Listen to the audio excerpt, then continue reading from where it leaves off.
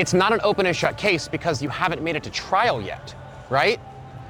Like, You wouldn't make it to trial if they could deny coverage, correct? no, you're suing a person, not an insurance company. I see. We get into a car accident, right? You have insurance. If we get into a car accident and I sue you personally, Right. and then we go to court and I get a judgment against you for $100,000.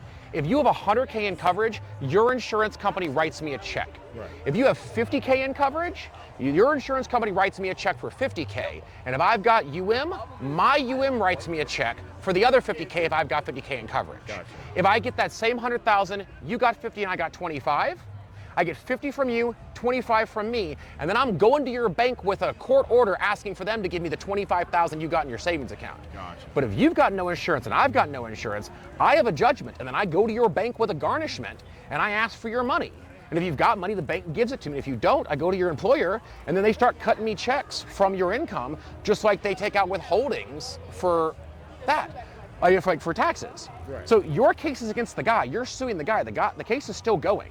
At a certain point, there's going to be a hearing, and the guy will or will not show up, and a judge and a jury will or will not make a decision about who they believe is responsible, and then there'll be a verdict, defendant or otherwise, insurance company or otherwise, right?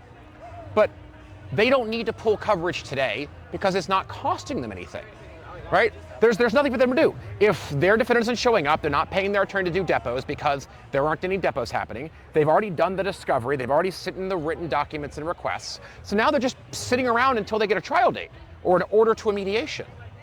Like, they don't need to pull coverage today because tomorrow their client could show up and start working with them.